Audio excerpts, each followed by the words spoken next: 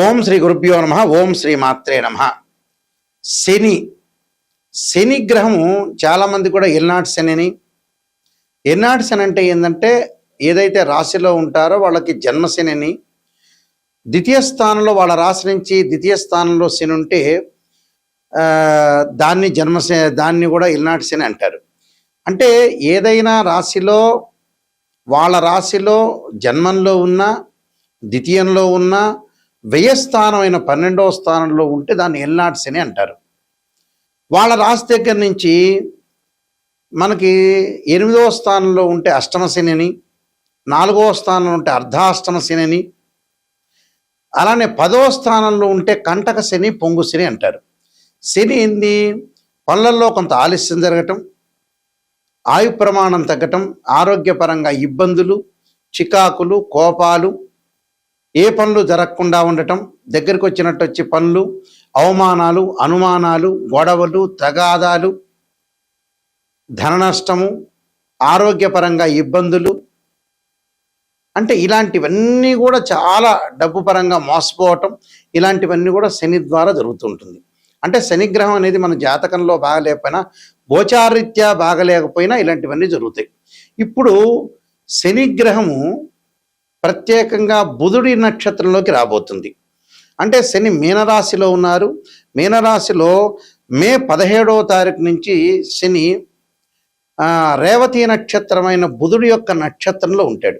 ఎప్పటి వరకు ఉంటాడు అంటే జూలై 27 వరకు ఉంటాడు. అంటే మే 15 నుంచి జూలై 27 వరకు శని రేవతి నక్షత్రమైన బుధుడి నక్షత్రంలో ఉండటం వల్ల ద్వాదశ రాశుల వాళ్ళకి ఎలాంటి ఫలితాలు జరగబోతున్నాయి అంటే శని బుధుడు మిత్రులు. అంటే ఒకళ్ళు శని గ్రహానికి బుధుడు మిత్రుడు అయితే బుధుడికి శని సముడు అవుతాడు. అంటే టోటల్గా ఇద్దరు కూడా మిత్రగ్రహాలే అని అర్థం.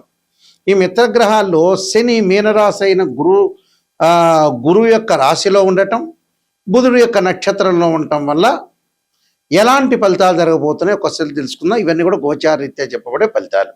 కన్యారాశి వారికి 7వ స్థానంలో శని ఉండి, ఆ శని రేవతి నక్షత్రమైన బుధుడి యొక్క నక్షత్రంలో ఉంటే ఈ విధంగా ఉంటుంది. అంటే వ్యాపార విస్తరణ చేస్తారు, వ్యాపార పరంగా అనుకూలంగా ఉంటుంది, వ్యాపారంలో లావాదేవీలు, ఫైనాన్షియల్ పరంగా ఉండే పొజిషన్స్ మారిపోతాయి, ఆర్థిక పరంగా ఉండే సమస్యలు కూడా కొంత తగ్గుతాయి.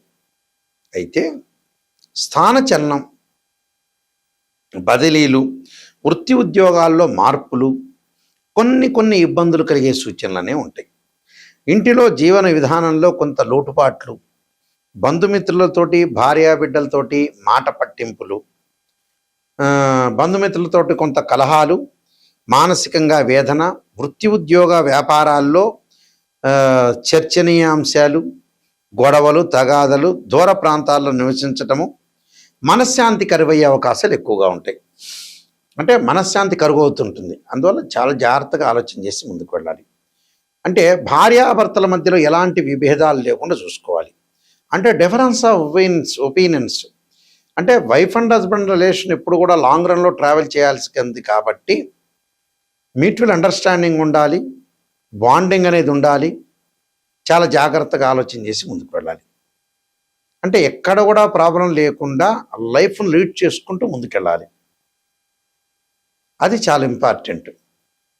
అంటే ఆలోచన సరళిలో మార్పులు జరగాలి, ప్రతి విషయంలో కూడా కొంత క్లారిటీ ఉండాలి, అనవసరమైన విషయాలకి రాద్ధాంతం చేయకుండా చూసుకోవాలి. అంటే అనవసరమైన ప్రాబ్లమ్స్ని క్రియేట్ చేసుకోకూడదు, రిస్క్ అనేది పడకూడదు. భార్యాభర్తల మధ్యలో సమస్యలు రాకుండా చూసుకోవటం చాలా ఇంపార్టెంట్. అలానే ఇళ్ళు కొనుగోలు చేస్తారు, గృహ ఉపకరణ వస్తువులు కొనుగోలు చేస్తారు, లగ్జరీగా వెళ్ళే అవకాశాలు కూడా బాగా ఎక్కువగా ఉంటాయి. అందువల్ల ఇలాంటి ప్రయత్నాలన్నీ కూడా వాళ్ళకి సఫలీకృతం అవుతాయి. అధికంగా ప్రయాణాలు చేస్తారు, ఫైనాన్షియల్ పరంగా ఉండే డెవలప్మెంట్ అనేది జరుగుతుంది. అలానే రియల్ ఎస్టేట్ భూములు కొనుగోలు చేయటం, బంగారు ఆభరణాలు కొనుగోలు చేయటం, వాహనాలు కొనుగోలు చేసే అవకాశాలు ఎక్కువ ఉంటుంది. రుణ బాధలు అనేవి ఉంటాయి, రుణ బాధలు కొంత తగ్గించుకొని ముందుకు వెళ్తే మంచి జరుగుతుంది. నేను కొన్ని పరిహారాలు చెప్పబోతున్నాను, ఆ పరిహారాలు మీరు పాటించండి, మీకు మంచి జరిగే అవకాశాలు ఖచ్చితంగా ఉంటాయి. శని యొక్క దోషం ఉన్న వాళ్ళు ఖచ్చితంగా ఎల్నాటి శని కానీ జన్మ శనిలో ఉంటే ఏం చేయాలి, గోచారరీత్యా ఎవరికైనా సరే ప్రజెంట్ మీనరాశి వాళ్ళకి జన్మంలో శని ఉన్నాడు. ఒకవేళ వారి యొక్క జాతకంలో శని బాగలేకపోయినా, ఆ లగ్నం నుంచి శని మహర్దశ జరుగుతున్నా, శని అంతర్దశలు జరుగుతున్నా, విదిశ జరుగుతున్నా, ప్రాణదశ సూక్ష్మదశ జరుగుతున్నా, శని బాగలేకపోయినా వారి జాతకంలో కేవలం నాట్ ఓన్లీ ట్రాన్సిట్ సిస్టమ్ అంటే బర్త్ చార్ట్లో కూడా బాగలేకపోతే, అంటే బర్త్ చార్ట్లో బాగలేకపోయినా, గోచారరీత్యా బాగలేకపోయినా శని యొక్క దోషానికి పరిహారం చేసుకోవాలి. ఆ పరిహారాలు ఎలాంటి పరిహారాలు అంటే, జన్మశనిలో గోచారరీత్యా ఉండి బర్త్ చార్ట్లో బాగలేకపోతే శని యొక్క స్తోత్ర పారణం చేయాలి. దక్షిణాకాళి యొక్క స్తోత్ర పారణాన్ని శనివారం చేయటం, నీలాంజన సమాభాసం రవిపుత్రేమాగ్రజం ఛాయామార్తాండ సంభూతం తం నమామి శనైశ్చరం అనే మంత్రం చక్కగా చదువుకోవాలి. నువ్వుల దానము, నల్లని వస్త్రాన్ని దానం చేయాలి. నల్లని మేకు, నల్లని వస్తువులు ఏదైతే సరే, నల్లని చెప్పులు, గొడుగు దానం చేయటం మంచిది. అలానే ఇక్కడ జాతకపరంగా ఇప్పుడు మేషరాశి వాళ్ళు ఉన్నారు. మేషరాశి వాళ్ళకి ఏ విధంగా ఉండబోతుంది అంటే, మేషరాశిలో జన్మించిన వాళ్ళు కానీ, ద్వాదశ రాశుల్లో జన్మించిన వాళ్ళు కానీ, మేషరాశి వాళ్ళకి ఎలా ఉంటుంది? 12వ స్థానంలో శని ఉన్నాడు ఇప్పుడు ప్రజెంట్. 12వ స్థానంలో శని ఉంటే ఎలాంటి పరిహారం చేసుకోవాలి అంటే, వాళ్ళు తప్పకుండా నల్లని ద్రాక్షారసంతో శనికి అభిషేకం చేయాలి. నీలాంజన సమాభాసం రవిపుత్రేమాగ్రజం ఛాయామార్తాండ సంభూతం తం నమామి శనైశ్చరమని నల్లని ద్రాక్షారసంతో అభిషేకం చేయాలి. చేయటం వల్ల శని యొక్క దోషం పోతుంది. అలానే కుంభరాశి వాళ్ళకి ద్వితీయ స్థానంలో శని ఉన్నాడు. కుంభరాశి వాళ్ళకి ద్వితీయ స్థానంలో శని ఉంటే ఏం చేయాలి అంటే, శని జపం చేయటం, శనీశ్వరుడు యొక్క తిలలతో హోమం చేయాలి. హోమం చేయటం వల్ల కుటుంబ పరంగా ఉండే కలహాలు ఇలాంటివన్నీ తొలగిపోతాయి. ఆరోగ్యపరంగా ఇబ్బందులు తొలగిపోతాయి. అంటే కుంభము, మీనము, మేషరాశి వాళ్ళు ఇలాంటివి చేయాలని అర్థం. అలానే మిగతా రాశుల పరిస్థితి ఏంటి? మిగతా రాశుల వాళ్ళు ఎలాంటి ఫలితాన్ని చేయాలి అని అంటే, ఇక్కడ అష్టమ స్థానాన్ని తీసుకుందాం. సింహరాశి వారికి ఏ విధంగా ఉండబోతుంది? సింహరాశి వాళ్ళకి అష్టమ స్థానం శని. వాళ్ళు తప్పకుండా శని జపం చేయటం, శని హోమం చేయటం, దాంతోపాటు నువ్వులతో చేసిన, నువ్వులు బెల్లం చేసిన ఉండల్ని తయారు చేసుకుని ప్రధాన అర్చకులకు ఇచ్చి అందరికీ కూడా భక్తులకు వితరణ చేయమని చెప్పాలి. దానివల్ల తొలగిపోతుంది. అలానే 4వ స్థానంలో శని ఎవరికి ఉన్నారు? ధనస్సు రాశి వాళ్ళకు ఉన్నారు. ధనస్సు రాశి వాళ్ళకి చతుర్థ స్థానంలో శని ఉండటం వల్ల వాళ్ళు ఖచ్చితంగా చేయాల్సింది ఏమిటి అని అంటే, నువ్వులు దానం చేయటం, నల్లని వస్త్రము, నల్లని మేకు, నల్లని చెప్పులు, నల్లని గొడుగు దానం చేయాలి. శనికి అభిషేకం చేయాలి. ఎలాగా? నువ్వుల నూనెతోటి, తిలలతోటి అభిషేకం చేయాలి వాళ్ళు చేయాల్సింది. అంటే ఈ చతుర్థ స్థానంలో శని ఉన్నారు కాబట్టి ఈ విధంగా రెమెడీ చేయాలి. అలానే కంటక లేదా పొంగు స్థానం అన్నమ్మ అంటే, వాళ్ళ రాశి దగ్గర నుంచి దశమ స్థానంలో శని ఉంటాం. ఎవరికి ఉంది దశమ స్థానంలో? మిథున రాశి వాళ్ళకు ఉంది. మిథున రాశి వాళ్ళకి దశమ స్థానంలో శని ఉండటం వల్ల వాళ్ళు చేయాల్సింది, శనికి పంచామృతాలతోటి, పండ్ల రసంతో, చెరుకు రసంతో, నువ్వుల నూనెతోటి, తిలలతోటి అభిషేకం చేయాలి. వీలైతే హోమం చేసి నల్ల నువ్వులు, నల్ల వస్త్రాన్ని, నల్లని మేకుని, నల్లని గొడుగుని, నల్లని చెప్పులను దానం చేయాలి. అంటే కుంభరాశి వాళ్ళు, మీనరాశి వాళ్ళు, మేషరాశి వాళ్ళు, మిథున రాశి వాళ్ళు, సింహరాశి వాళ్ళు, ధనుస్సు రాశి వాళ్ళు దానం చేయాలి. మిగతా రాశుల వాళ్ళకి ఒకళ్ళ వ్యక్తిగతంగా వాళ్ళ భర్త చార్ట్లో జాతకపరంగా దోషం ఉంది అనుకుందాం. అంటే వృషభము, కర్కాటకము, కన్య, తుల, వృశ్చికం తర్వాత వీళ్ళకి మకరము, ఈ రాశుల వాళ్ళు తప్పకుండా శని గోచారరీత్యా కాకపోయినా, వాళ్ళ దోషం లేకపోయినా, భర్త చార్ట్లో శని మహర్దశ కలిసి రాకపోయినా, శని అంతర్దశలు, విదిశలు, సూక్ష్మదశలు, ప్రాణదశలు ఉన్నా ఈ రాశి వాళ్ళు తప్పకుండా ఆరోగ్యపరంగా ఇబ్బందులు లేకుండా చూసుకోవాలి. శని జపము, శని హోమము, నల్లని ద్రాక్షారసంతో అభిషేకము, నువ్వులతోటి, తిలలతోటి అభిషేకము, అలానే నువ్వులతో చేసిన ఉండలు, బెల్లం కలిపిన ఉండలు తయారు చేసుకుని ప్రధాన అర్చకులకు ఇచ్చి వితరణ చేయమని చెప్పాలి. అలానే ప్రతిరోజు కూడా శనివారం రోజున నీలాంజన సమాభాసం వైపుత్ర్యమాగృజం ఛాయామార్తాండ సంభూతం తం నమామి శనీశ్వర మంత్రంతో పాటు శనికి అధిదేవతల ప్రత్యదేవత అంతరిక్ష దేవత దక్షిణకాళి స్తోత్రాన్ని పారాయణం చేయాలి. అంటే ఆ పారాయణం చేయటం వల్ల మనకి మంచి జరిగే అవకాశాలు ఎక్కువ ఉంటాయి. అలానే ఆరోగ్యపరంగా ఇబ్బందులు కలుగుతున్న వాళ్ళు శరీరే జర్జరీభూతే వ్యాధిగ్రస్తే కళేబరి ఔషధం జాహ్నవీతోయం వైద్యో నారాయణ హరి మంత్రాన్ని చక్కగా చదువుకోవాలి. ఈ నియమాలు ఇవి పాటించండి. శనివారం రోజున ఉపవాసం చేయండి. వెంకటేశ్వర స్వామిని ఆరాధన చేయండి. వెంకటేశ్వర స్వామిని బియ్యపిండితో 2 దీపాలు పెట్టి చక్కగా ఆవు నెయ్యి వేయండి.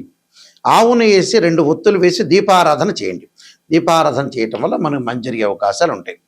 నేను కాలసర్పయోగము, కాలసర్పయోగ చంద్రిక, రాహుకేతులు, ఛాయాగ్రహాలు, బృహత్ పరిహార సింధు, జాతక చంద్రిక, వివాహ మార్తాండము, స్వప్నశాస్త్ర ఫలదీపిక, పుత్ర గణపతి వ్రతము, సర్వదేవతా గోత్రులు పార్ట్ 1, పార్ట్ 2, అలానే నవగ్రహ దోషాలు పోవటానికి దశమహావిద్యల అమ్మవారి యొక్క పారణము, ప్రొడక్షన్ ఆఫ్ ఆస్ట్రాలజీ, ఇలాంటి నెంబర్ ఆఫ్ ఆస్ట్రాలజీ బుక్స్ రాశాను.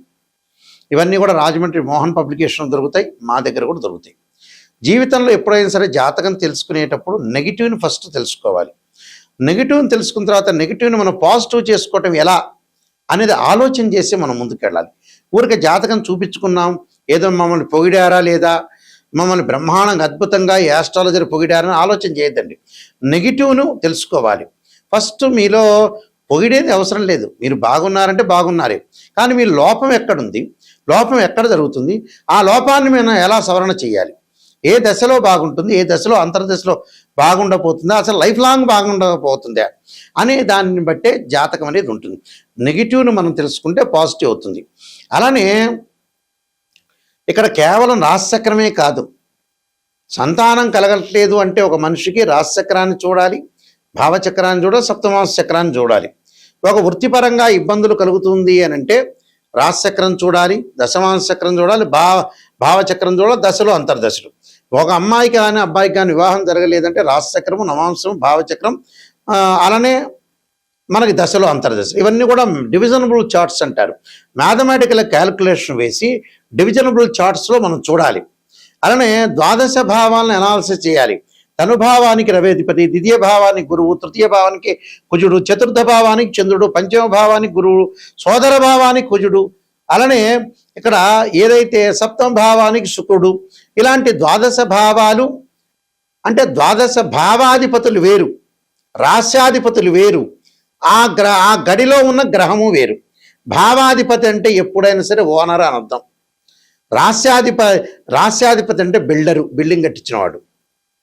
అలానే ఆ గ్రహం దానిలో ఉందంటే రెంటుగా ఆ వ్యక్తి ఆ గ్రహం ఉన్నట్టు అర్థం. అంటే రెంట్ అంటే ఆ గ్రహం మారిపోతూ ఉంటుంది గోచారరీత్యా. కాబట్టి ఏదైనా బర్త్ చార్ట్కి ట్రాన్సిట్ సిస్టానికి 2 తేడాలు ఉంటాయి. ట్రాన్సిట్ సిస్టమ్ ఇప్పుడు కూడా 20% జాగ్రత్తలు, సూచనలు, ఈ నెలలో ఎలా జారుతుండాలి, ఎప్పుడు ఎలా జారుతుండాలి, సూచనలు, గోచారం. బర్త్ చార్ట్ అంటే ఏమిటి, జీవితంలో ఒక చెట్టుకు వేళ్ళు ఉంటాయి చూసారా, ఆ వేళ్ళు బర్త్ చార్ట్. ఆ వేళ్ల పైన కాండం ఉంటుంది, కాండానికి కొమ్మలు ఉంటాయి, ఆ కొమ్మల దగ్గర ఆకులు ఉంటాయి, ఆకులు అనేవి గోచారం. ఆకులు అంటే ఏంటి, రైన్ సీజన్లో వస్తాయి, వింటర్ సీజన్లో అలానే ఉంటాయి, సమ్మర్ సీజన్లో కిందకి రాలిపోతుంటాయి. అంటే ఎప్పుడైనా మ్యాథమెటికల్ క్యాలిక్యులేషన్ వేసి డివిజనబుల్ చార్ట్ చూసి శని ఎక్కడున్నాడు, శని నీచ స్థానంలో ఉన్నాడా, ఉచ్చ స్థానంలో ఉన్నాడా, ఏ స్థానంలో ఉండబోతున్నాడు, ఏ స్థానంలో మంచిది అనేది మనం చూసుకొని జాతకరీత్యా క్లారిటీగా మనం ఒక డిక్లరేషన్కి రావాలి. జాతకంలో ఇలా ఉండబోతుంది తెలుసుకొని ముందుకెళ్తేనే మీకు మంచి జరుగుతుంది. అందువల్ల www.nayakanti.com కానీ .in కానీ చూడండి. స్క్రీన్ మీద స్క్రోలింగ్ అవుతున్న నెంబర్ నా దగ్గరికే వస్తుంది, నేనే మాట్లాడతాను, కన్సల్ట్ చేస్తాను. అందువల్ల ప్రతి విషయాన్ని కూడా కూలంకషంగా తెలుసుకోండి.